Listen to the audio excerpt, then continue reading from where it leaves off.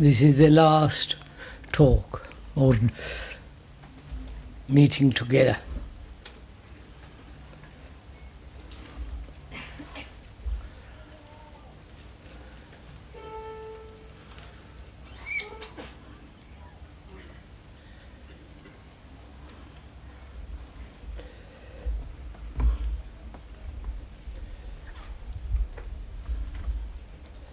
I don't quite know what to talk about.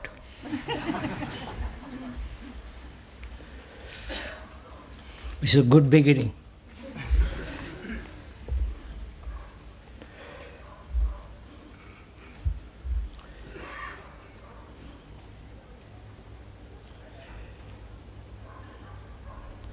I think if we are really serious,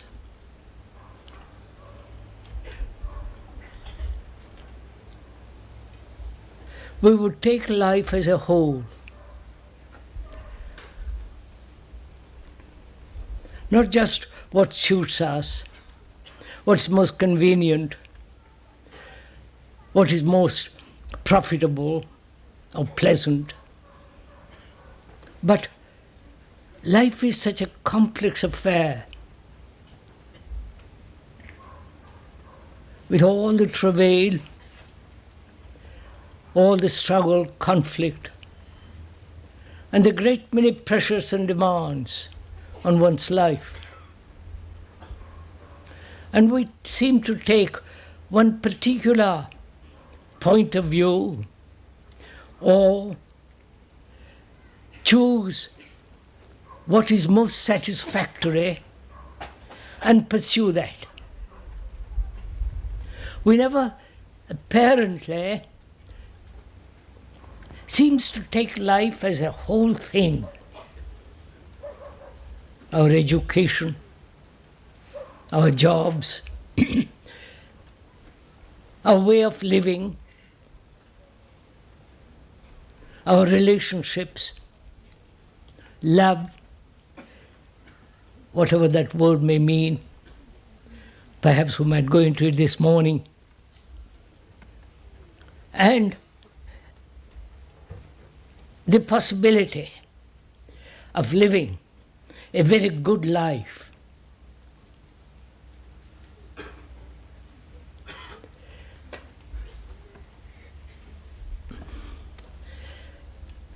And a religion throughout the ages has played an extraordinarily important part in our life. One may discard it, one may say that's all nonsense, superstition.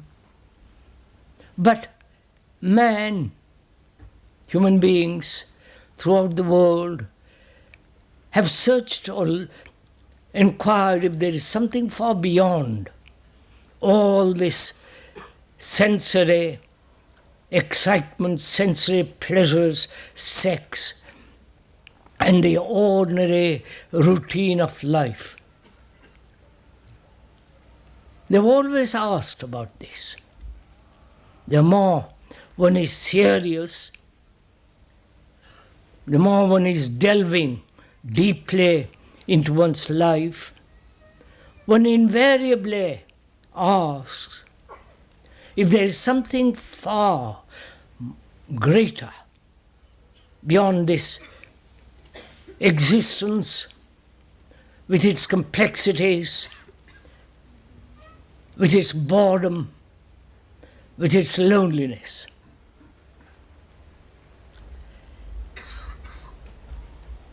And I hope we are serious enough this morning at least that we can go into this. And if I may ask and point out, don't make this place, please, into a resort. Something you come here for 10 days and make all the rest of it. Please don't do it. It's not worth it. There are other places where you can have much better time. And if you take drugs and all that, don't come here, it's not worth it.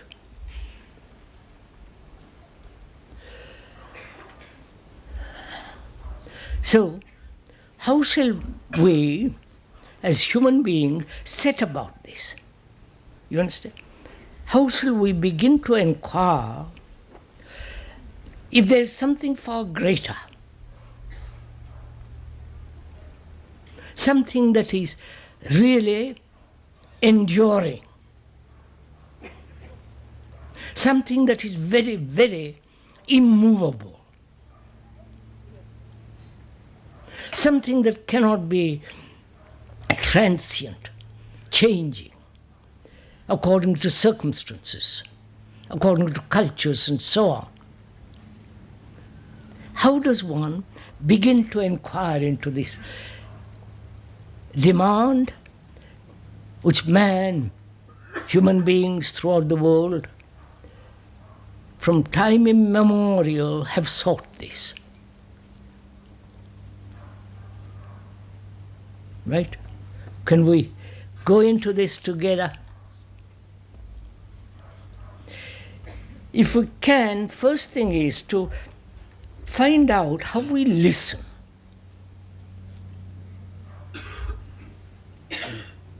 Not only to what others say, but to listen to oneself. Listen to all the thoughts, all the emotions and the problems and the anxiety, to listen to it. Without any kind of distortion, without any kind of direction. Just to listen as you would listen to a beautiful concert.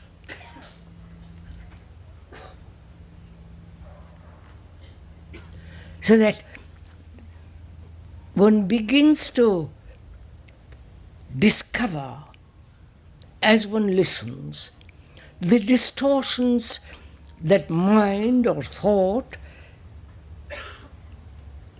in its activity, twists what is actual. You understand? Because thought is always seeking more. So it moves away from the actual. So could we this morning, as I said, I didn't know quite what I was going to talk about, but since we have started on this, could we this morning so listen, not only to the speaker, which is not very important really, but the speaker is only acting as a mirror in which one sees oneself.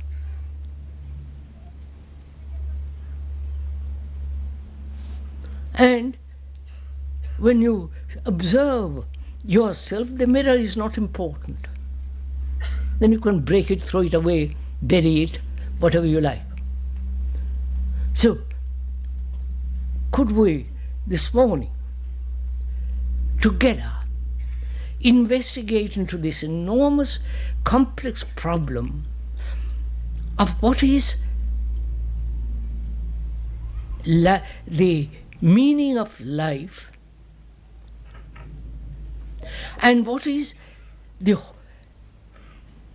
if there is something beyond time,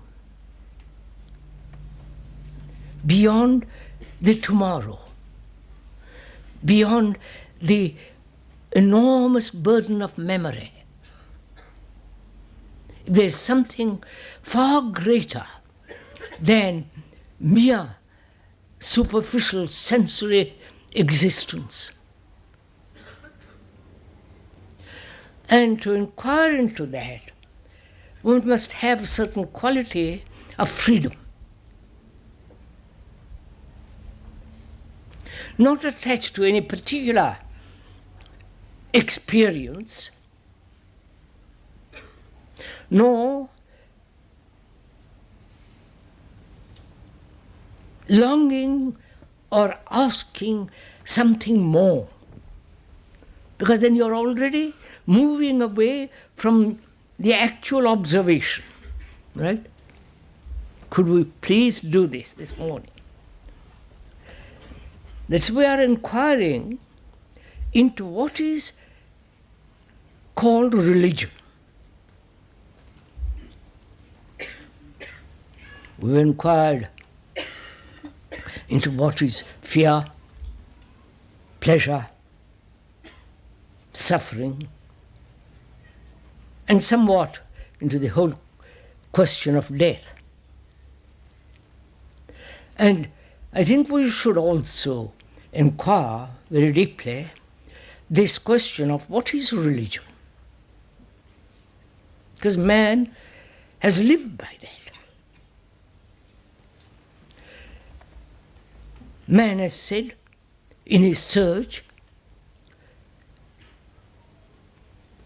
to find out something away from the normal, which is not abnormal, which is not neurotic, something beyond the actual, the actual happening, the actual pain, the actual grief, the actual anxiety, the actual sensory sexual demands and their experiences. If there is something far more, right? That has been the inquiry of man, and that is called search for God, search for truth, search for various forms of inertia, which is called nirvana, moksha, and all liberation, and so on, so on, so on, enlightenment. This has been the constant, deep demand of serious people. And in his search, he gets caught. He joins one religion, abandons it, then goes to another, abandons that. So he's caught in various traps in his search. By the end of the search, when he's about to die, he says, I've found nothing.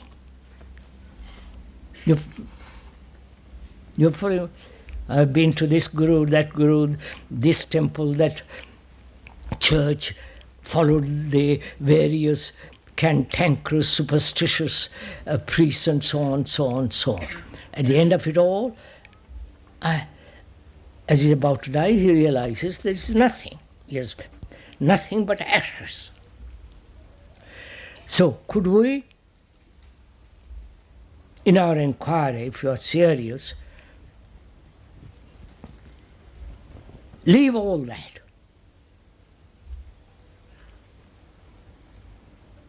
Because all the religions to which man has organized are put together by thought, and thought, as we went into it the other day, is limited because it's based on knowledge, and knowledge is always with ignorance. There is no complete knowledge, right? Therefore, there is in it the quality of ignorance. And therefore, knowledge and thought is born from knowledge, experience, and therefore everlastingly limited. And all the things that thought has created, the churches, the technological advancement, science, literature, painting, and the things in the churches, in the temples, in the mosques, are all put there by thought. There's no question about it. You may say, the Savior put it there, but it is still the movement of thought. And so on. Could we see that very clearly, not verbally, intellectually, or being persuaded, see this fact that all the things that thought has created, though illusory, is a reality. Wait, I'm going to go into I'm using the word reality in the sense this is real. The microphone in front of this person is actual, real. You can touch it. And the things that thought has created, which is called religion, and organized that, what it calls religion, is an actuality. The ritual is an actuality. The various fanciful robes they put on is actual. So it's real. And the symbols, the ideas are actual, aren't they? As well as illusions. Because thought has created illusions. You're following all this? So, illusions,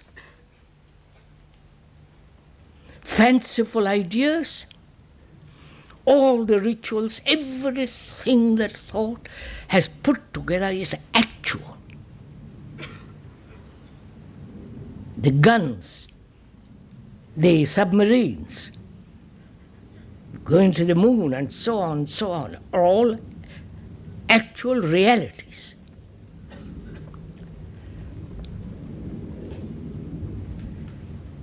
But that reality is created by thought, right? Thought has not created nature. So, nature is actual, real, but it's not the product of thought.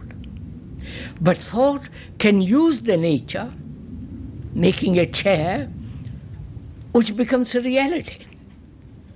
Right? So, in going into this matter of what is religion, if there is something beyond, one must distinguish between the actual, the reality. Reality is in that included illusions, right? You're following what? And nature. Those are all realities. But thought has not created nature. So if one is very clear on that matter, then we can proceed to find out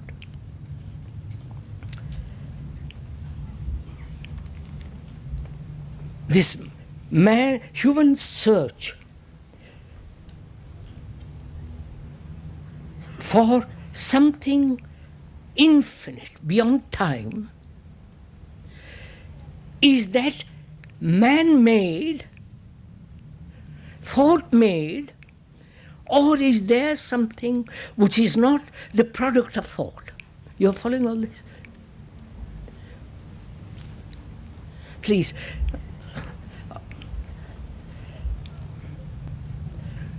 We are investigating together. Please bear in mind this central fact all the time, that we are examining together You're not accepting what the speaker is saying. He has no authority whatsoever. Therefore, we are, both of us, seriously committed to this inquiry. You may drop off in the middle of it. That's equally right. But once you start inquiring, go as far as you can. Probably one's own minds are not strong enough, clear enough.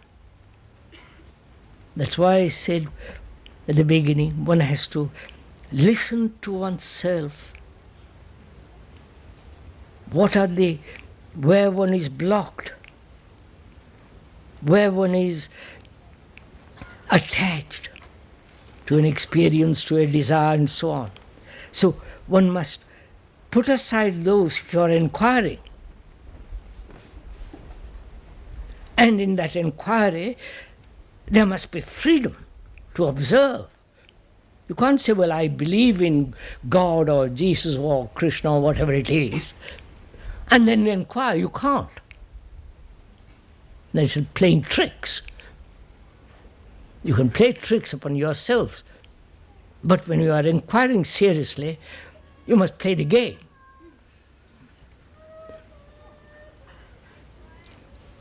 So, is there something that is not produced by thought? Right? Which means, is there something which is beyond time? Please go slowly. We're going to inquire. We are accustomed to the idea of evolution. Physical evolution, first of all. That is, the seed, the acorn producing the oak. It takes infinite time, great many years. And that same concept or actuality is taken over psychologically. That is, psychologically, one must have time to learn, to understand, right? To capture that which is much more advanced. So we are used to the idea of evolution, time, right? So we must be very clear if there is psychological time at all. There is physical time. Please, you must give attention to this little bit if you are interested in the inquiry. There is physical time from here to go to that house. It takes exactly 3 minutes. So, time is necessary physically to cover from a certain point to another certain point. That's time to cover the distance. Now, we have taken over that concept, that conclusion, psychologically. I am ignorant, one is ignorant, one doesn't know, I don't know myself, I need time. Now, time is psychologically put there by thought. Do you actually need time to be free, say, for example, of greed? I'm taking that as an example. Do you actually need time? That is, several days, time being the future. Do you need the future time to be free of jealousy, whatever it is, anxiety, greed, envy. Do you need time? Actually. No, don't shake you. But we are used to that. When I say, I will get over it, that the will is time. You understand? I wonder. Don't be so dazed.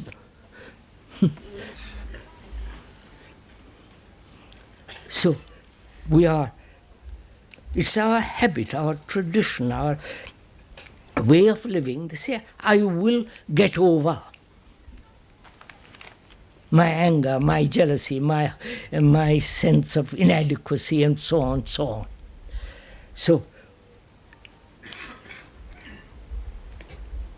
the mind has become accustomed psychologically to the idea of time.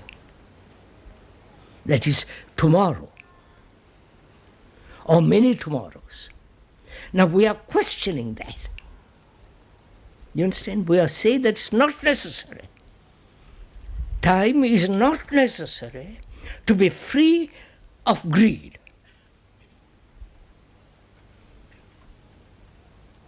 Right? That is, if you are free of time and you are greedy, there is no tomorrow. You attack it. You act, you do something immediately. I don't know if you're following all this. So psychologically, thought has invented time as a means of avoiding, as a means of postponing, as a means of indulging in that which it already has. Yeah, I don't know if you're following all this. Right?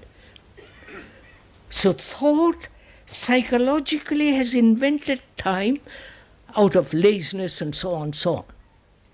Now, can you be free of the idea of tomorrow? Psychologically. Please do go into it. See, look at it. Take your own anxiety or whatever it is, your sexual indulgence, if you want that, and or if you think through certain sensory activity you will reach whatever you want to reach, which is the reaching, is the movement of time. Can you see the truth of it and the perception of that ends it? I wonder if you copy, right? Are you doing it as we are talking, or is it just an idea? So, the mind has inquired into time, which is very complicated. We are making it very brief. That the concept that tomorrow is a means to an end psychologically is illusory.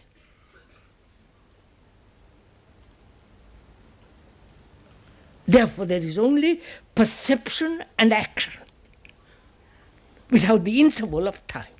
I wonder if you get all this.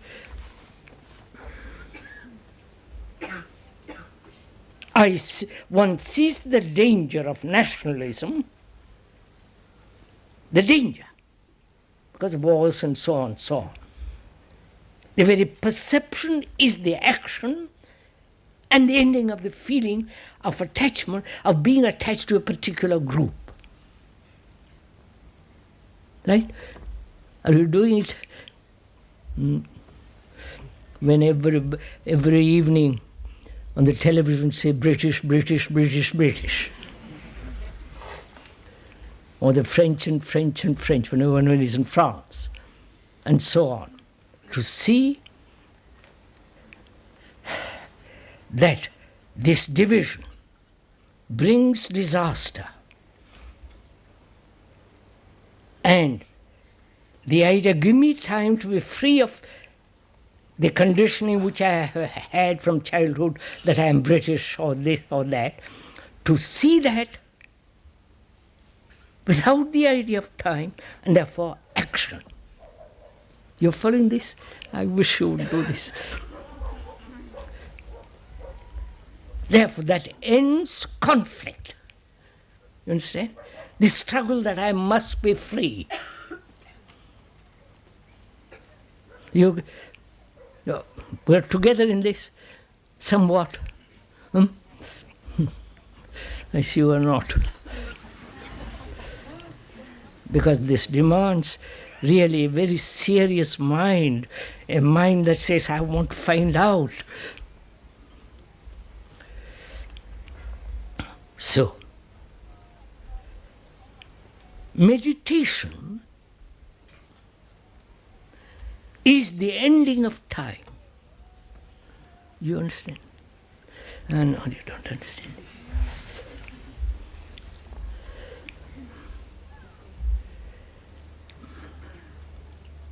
Because that's what we have done just now. We have meditated. We have meditated to find out the nature of time.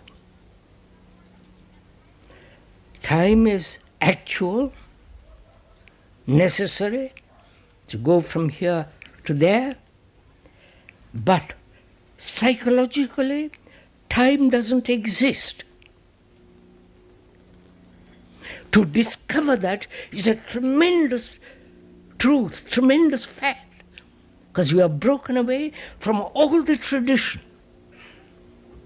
You understand? Tradition says, take time. You will reach God if you do this, this, that. Or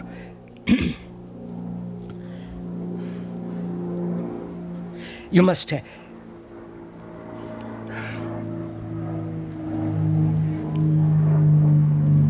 waiting for the airplane.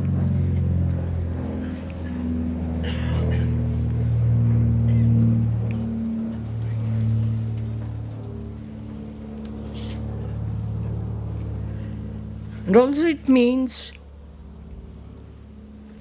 hope, the ending of hope. You understand? I wonder if you understand this.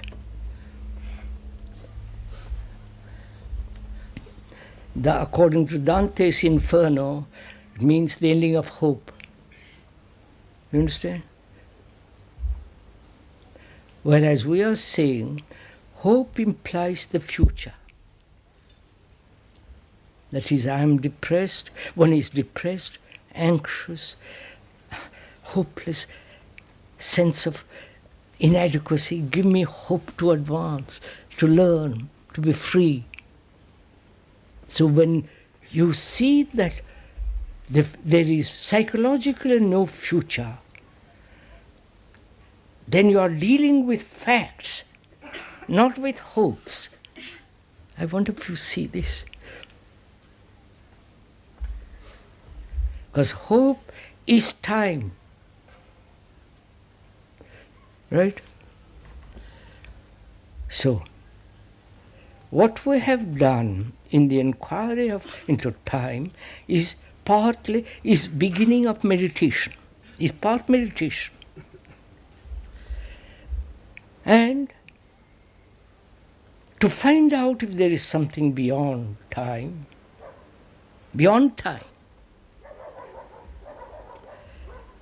one mustn't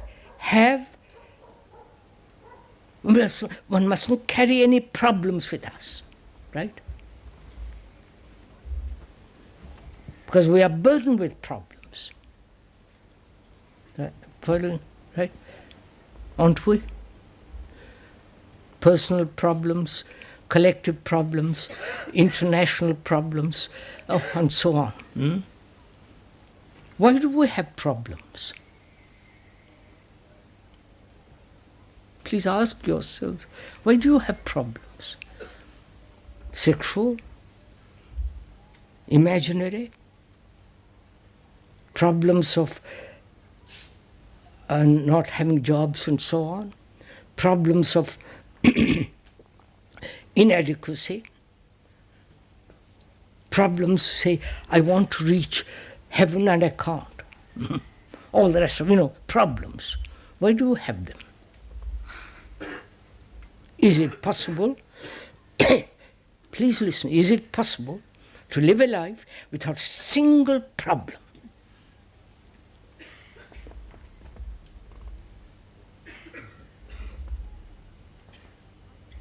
You understand what that means?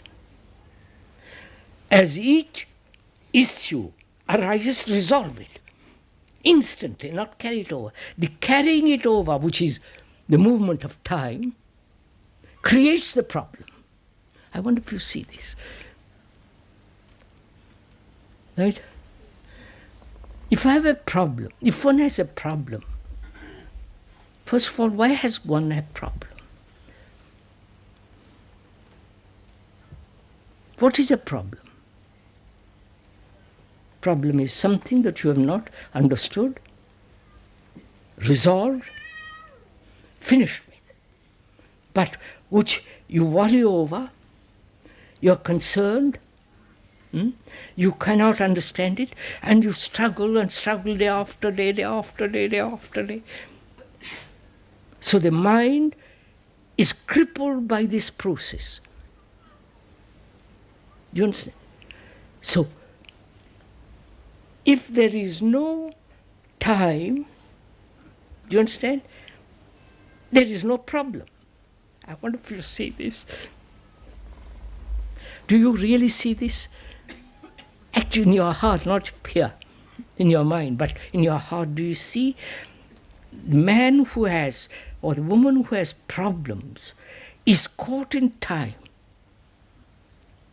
But as an issue arises, if the mind is free of time, it deals with it instantly, finished. I wonder if you see this. The moment you have the idea of time, say, I will resolve it. I will take time. The movement away from the fact is the problem. Are you all asleep or am I? So, if we are to inquire into this, there must be no problem whatsoever. Which is, mind must be free to look.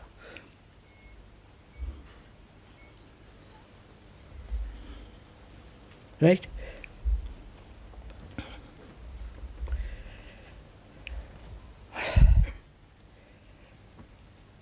A problem arises when our relationships are not understood, right? Whether it is intimate or impersonal. Why have we not understood relationship and see the depth of it or the futility of it and go on with it? But we have never resolved this problem of relationship. Right? You know all about it, don't you?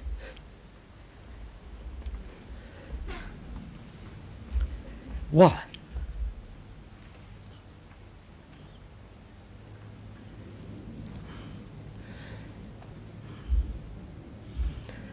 Is it you love and you are not loved? Is that a problem? Come on, sirs, it is. It's a problem. Or you love and the other doesn't love. Right? Or in your relationship with another, you're possessive, you're dominant, you're, dependent. You want something from her or from him. Sex, pleasure, comfort. As somebody said to the speaker the other day, If I leave, who will wash my clothes? You understand? I wonder if you understand all this. So what is relationship? Out of which we have made such tremendous problem.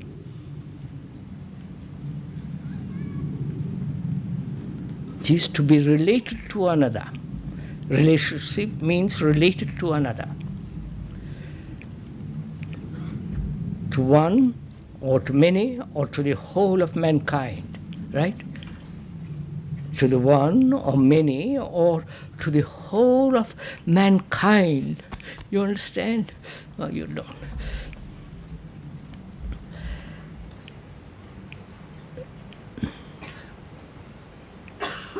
Why is there not in this relationship peace? A depth of understanding of each other which brings about love. You understand? Why isn't there?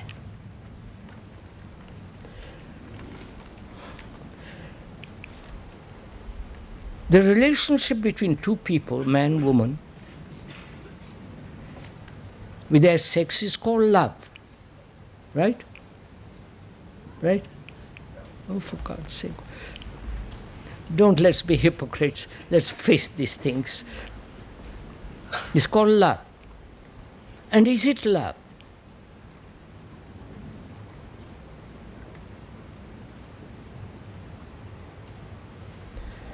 Or is it the demand of sensory satisfaction, the demand of companionship, the demand which is born out of loneliness, the demand that says, I cannot be alone. I cannot stand this immense solitude in myself. Therefore, I must have somebody on whom I can depend.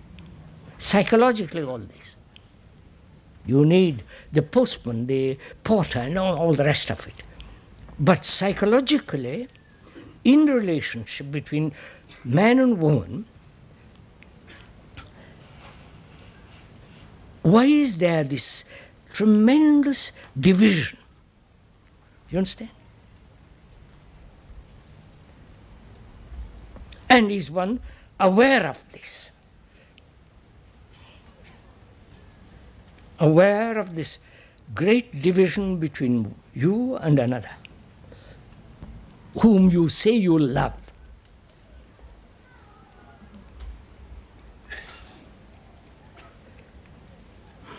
Are we all going to that?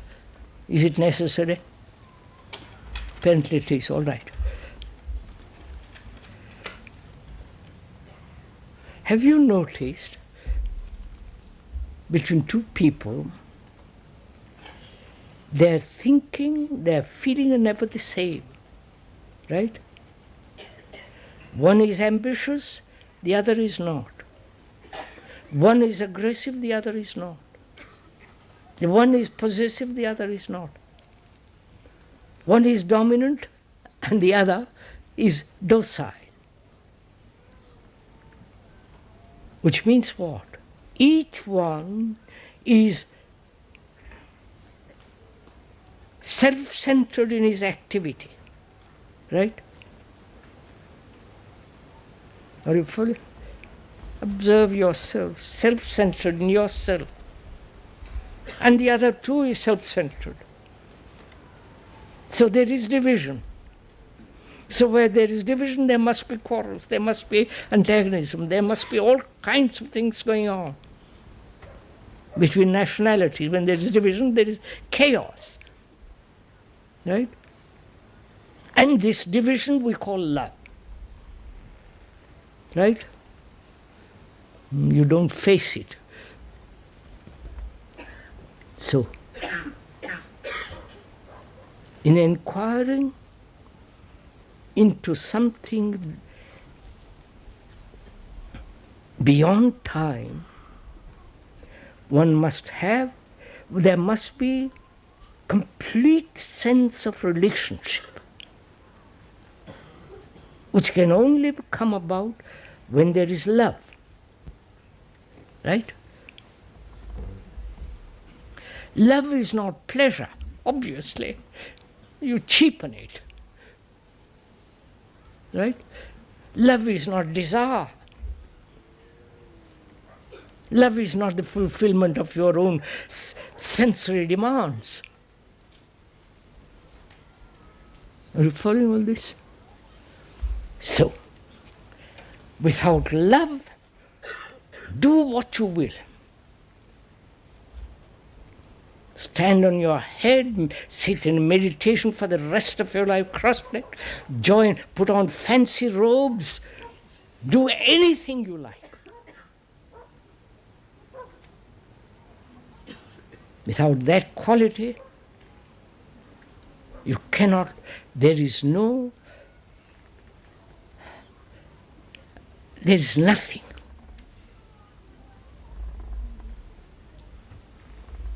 So if the person wants to find something beyond time, there must be right relationship completely, so that no problems exist. And this quality of great affection, love, which is not the result of thought, right? That must exist. Then we can proceed to find out. See how difficult it is? Because most of us are so indulgent with ourselves. Most of us so petty, right? So small in our outlook. So your mind must be free from all these self-centered, anxious movements, right? Because that creates the problem. And when the mind has problems, it cannot possibly see clearly.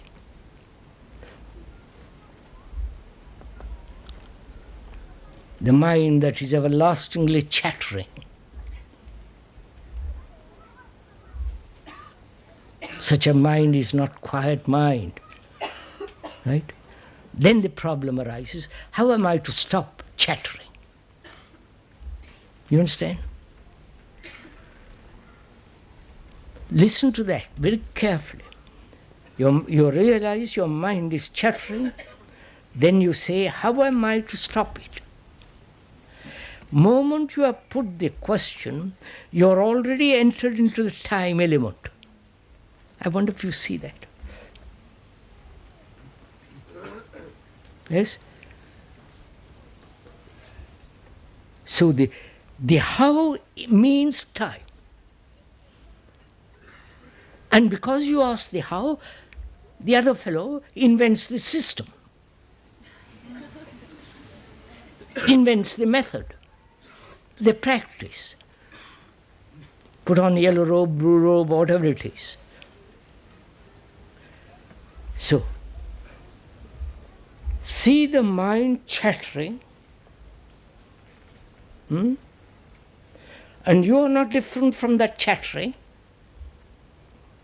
Your mind is chattering, and your mind is you.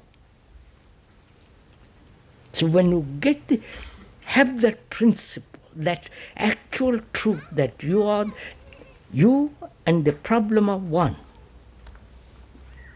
you and the chattering of one, then all your effort to change it comes to an end. Then you are facing the fact that your mind is chattering, that you are chattering. So when you so observe what takes place, in that observation, you have brought all your energy to observe, which that energy has been dissipated by saying, how am I to stop it? You understand this? I wonder if you understand this. Can we go on?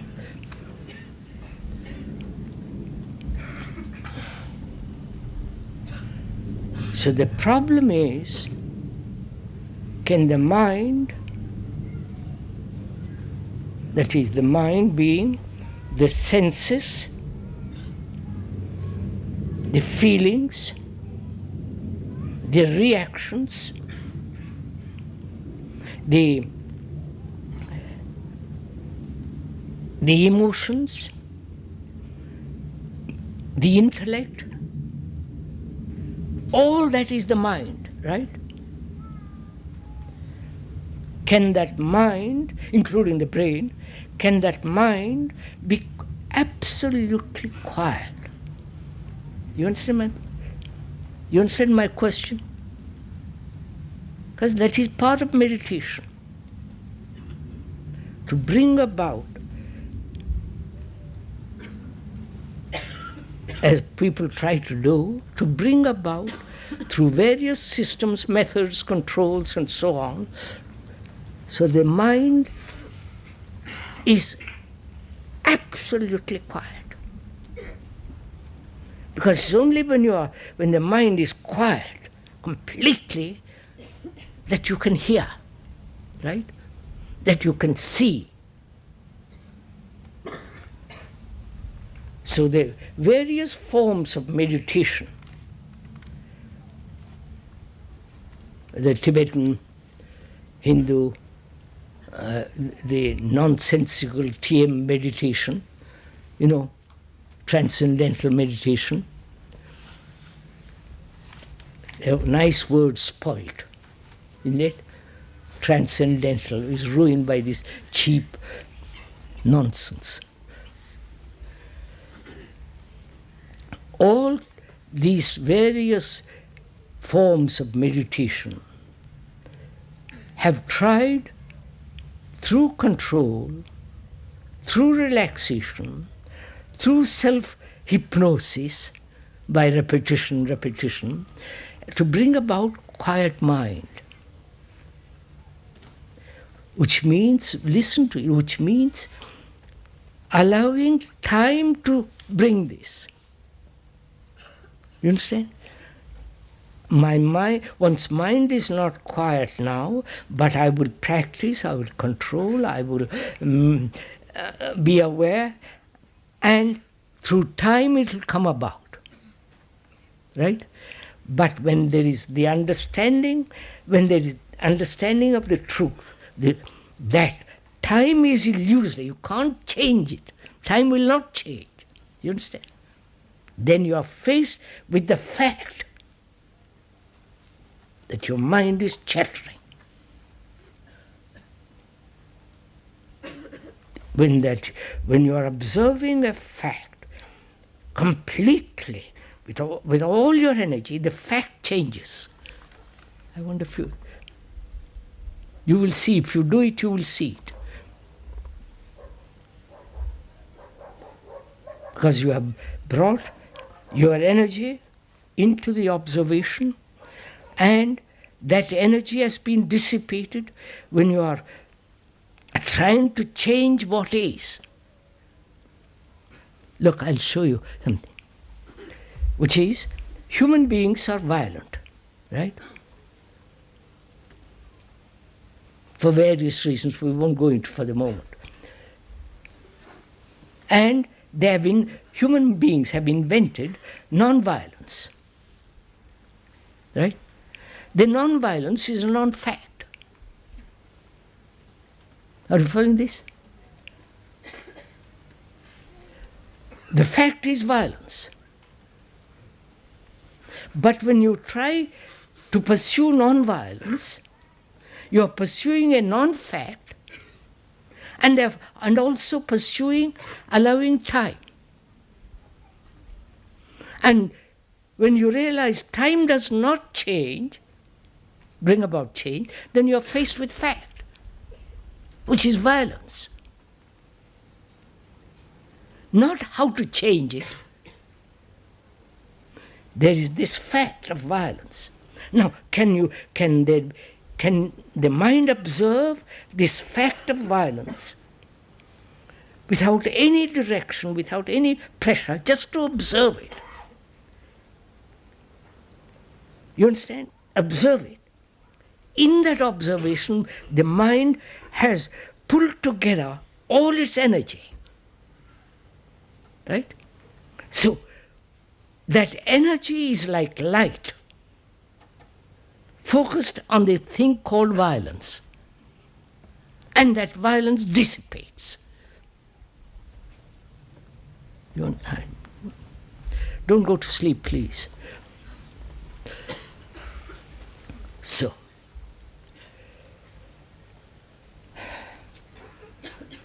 in meditation, which is to bring about a mind that is absolutely quiet, any form of effort is futile, right? I wonder if you understand this. To make an effort to meditate, which means time, which means struggle, which means achieving something which you have projected.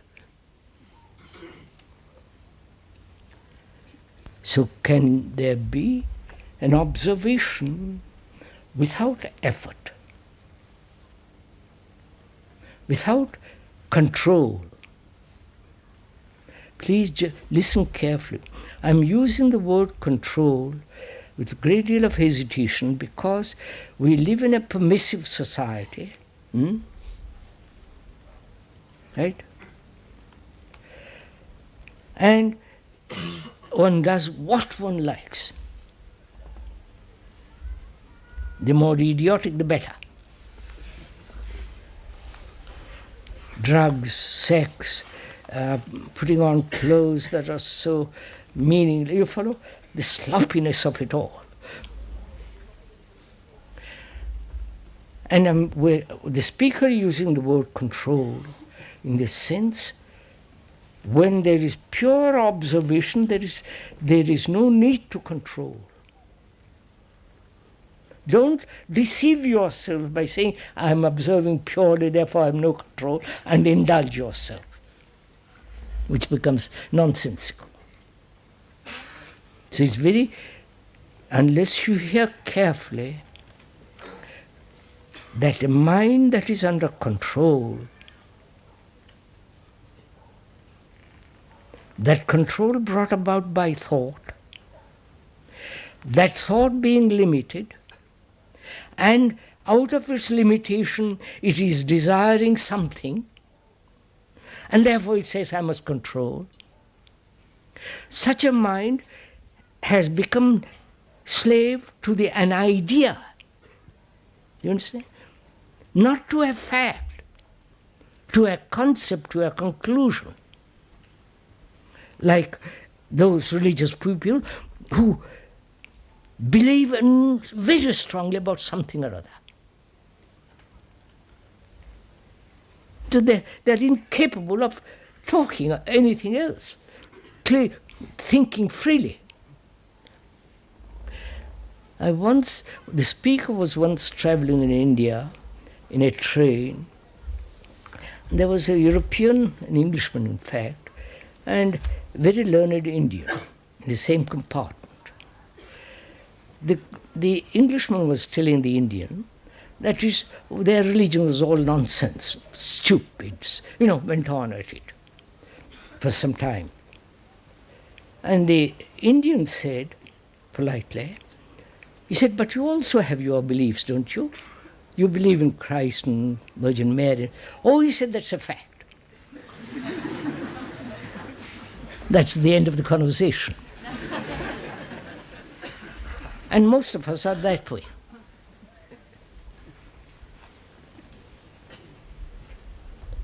So, we are saying a mind that is in conflict, either brought about through control, through will, which is desire,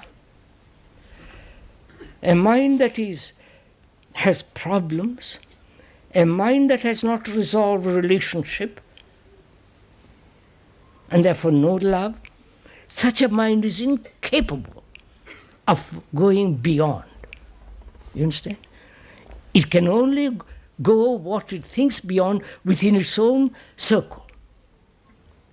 And it might invent that's going beyond, but it's not. Right?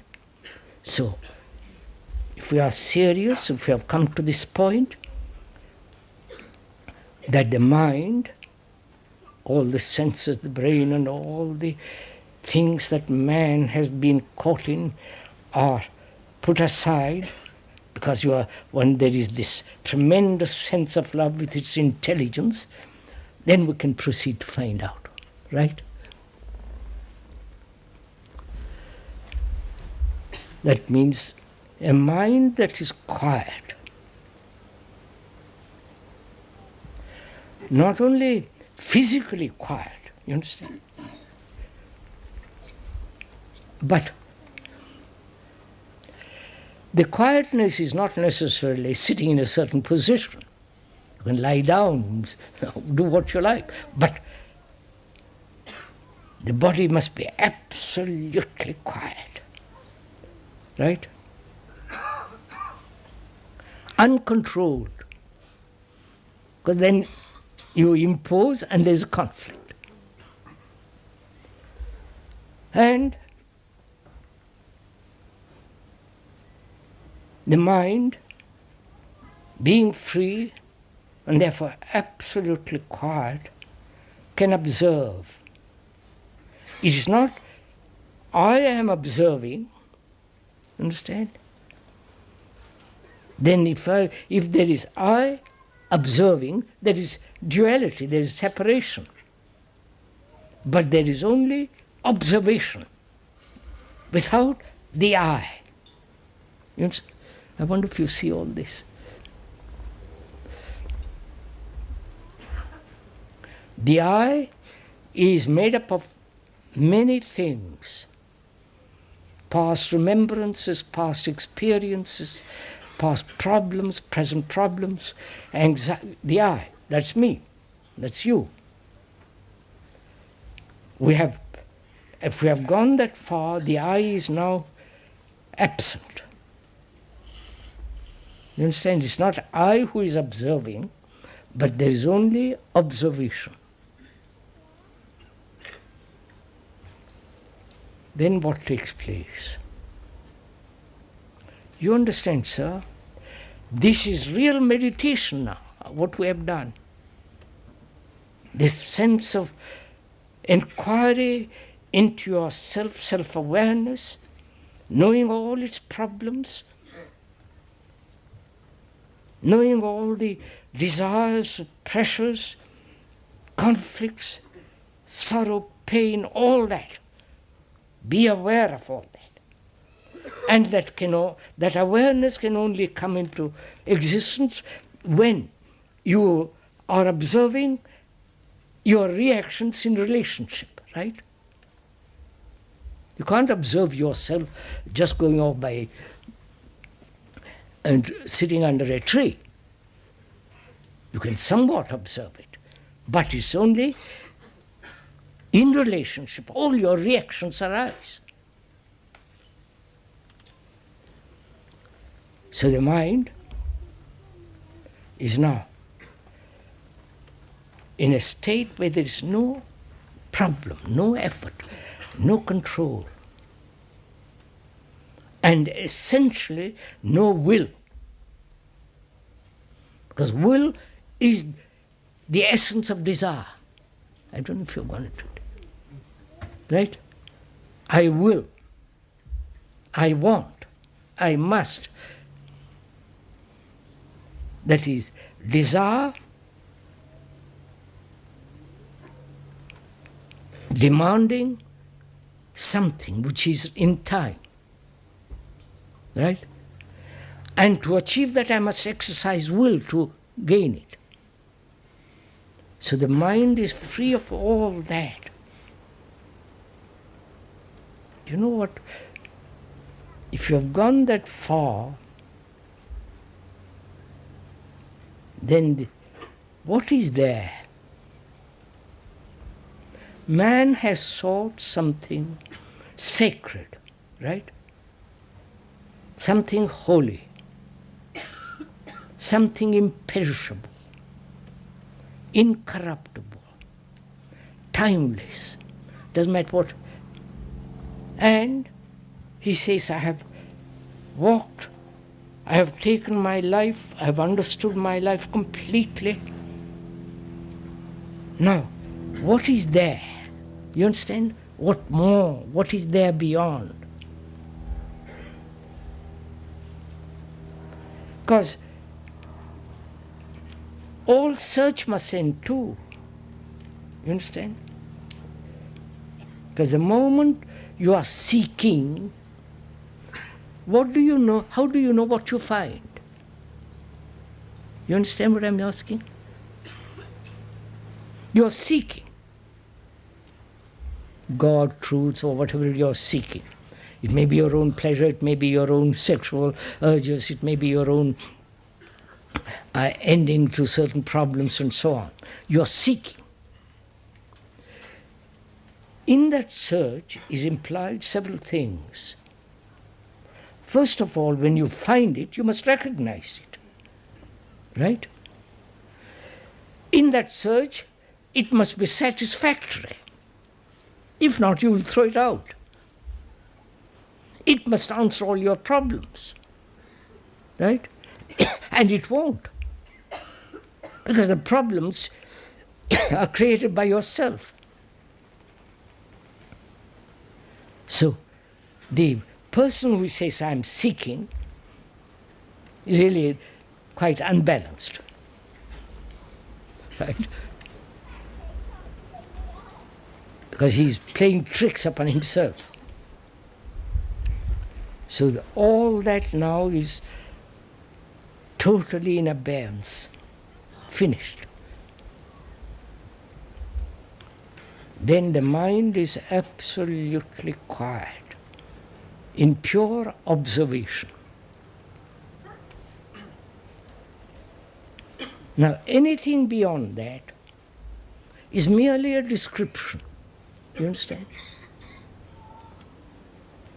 Is merely putting together words to convey something which is incommunicable. You understand? So, all that one can do is to not describe that, but to meet another with the same capacity, with the same intensity, with the same, at the same level. You understand? You understand what I'm talking about? What is love?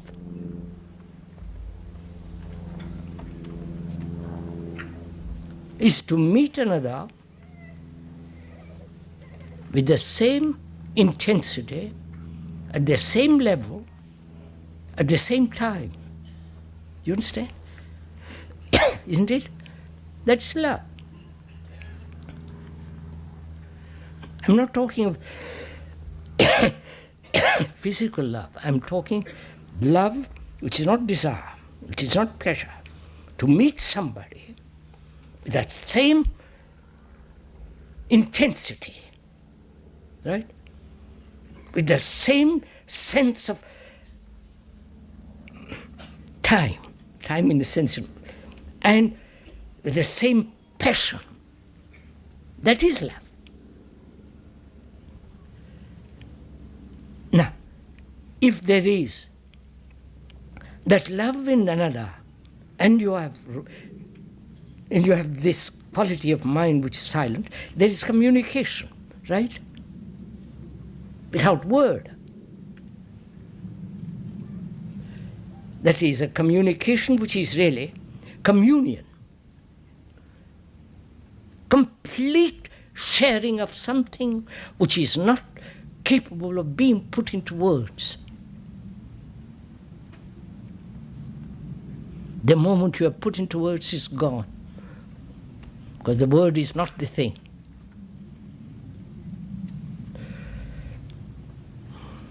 So, at the end of this talks,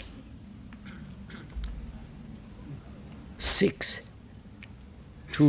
talks and 2 question and answers, where are we? Where is each one of us with regard to what you have heard and what you have learned, what you have seen for yourself? Are they just mere words for you to carry words, or is there a deep fundamental change?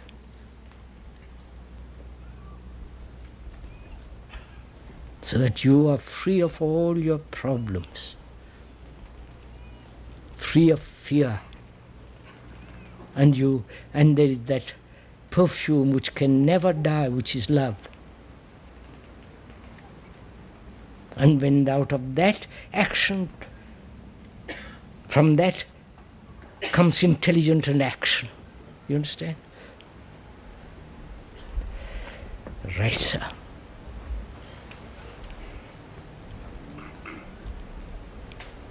Yes.